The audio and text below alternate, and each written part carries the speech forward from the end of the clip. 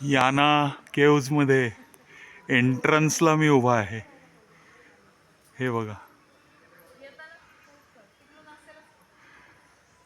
माझी बायको अरुणा थोडी वर गेली. या सगळ्या पायऱ्या आहेत. हे बघा, हा महिलांचा ग्रुप मागे आहे आणि गाडी यांनी इथपर्यंत आणली, पण आम्हाला मात्र गेट बंद होत मिळालं, त्यामुळे आम्हाला काही येता नाही आलं. बघा, अशा प्रकारे या येना केव्ज आहेत. थोडा कॅमेरा हलणार, स्टिक सापडली नाही मला, कुठेतरी असणार गाडीत, पण तीच नाही सापडली. नाही, आता आत आलो. वरती पाहिलं तर खडक आहेत सगळे, केव्जच आहेत या. फारच सुंदर. इथं झाड पण आलेलं आहे, त्याच्या मुळ्या दिसत आहेत. मोठं झाड आहे आणि बहरलेलं आहे. वरती पानं आहेत त्याला. ही आत्ता हो, इथं पाणी आणून काय करतात? हेच पाणी खाली गेले. हे काय,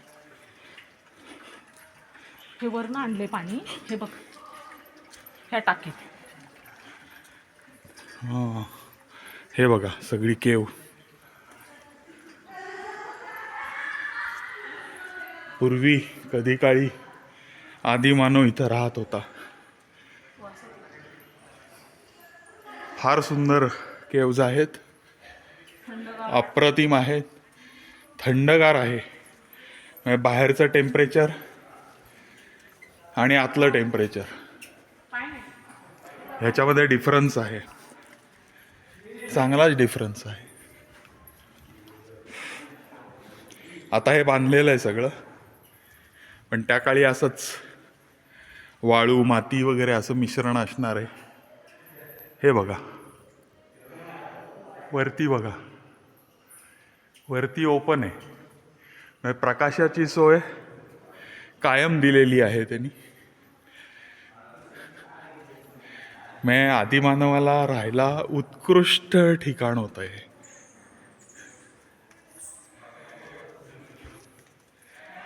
किती सुखात आयुष्य काढलं असेल. बाहेर इतक्या सुगंधित फुलांचा वास होता. हे बघा, ह्या कपारी, हे बघा, ह्या पण वरती. हो हो, आत्ता वटवाघूळ आहेत, पण जेव्हा मानव वस्तीला असेल इथं, तेव्हा मात्र वटवाघुळांचा संबंध नसेल, कारण ते वस्तीला असल्या कारणाने त्यांनी हाकलून दिलेले असणार आहेत.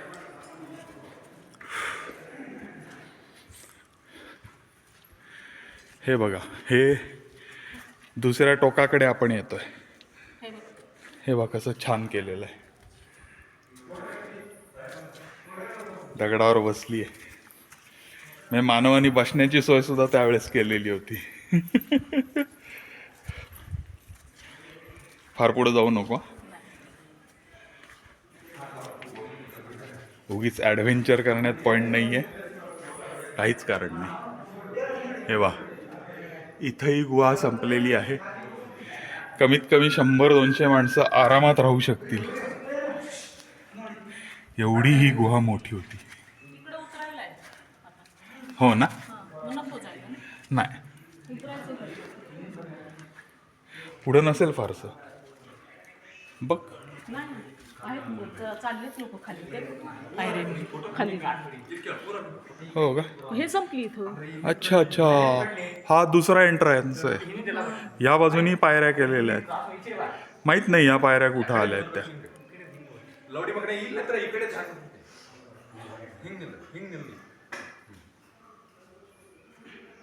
हे वा, कशा या गुफा आहेत. हेलो, यहाँ से आ गए आप? यहाँ से तो यहाँ क्या है?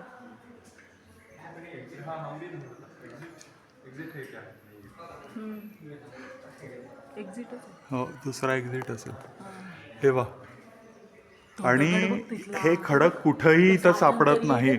म्हणजे असं सांगितलंय की भस्मासुराचा जेव्हा वध झाला तेव्हा ही शिळा खाली पडलेली आहे.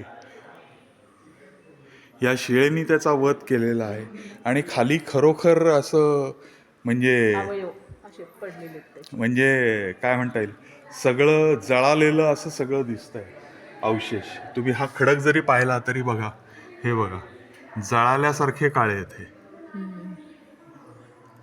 ऐक म्हणजे हे आश्चर्याची गोष्ट आहे. तुम्ही जर का नीट निरखून पाहिलं तर कोळशासारखं दिसतंय हे. ऐक की आणि हा खडक इथं अजिबात सापडत नाही, अशी ही आख्यायिका आहे. हा पंधरा राक्षस छान. इकडं खाली उतरायला आहे. चला भेटूया पुढच्या व्हिडिओमध्ये.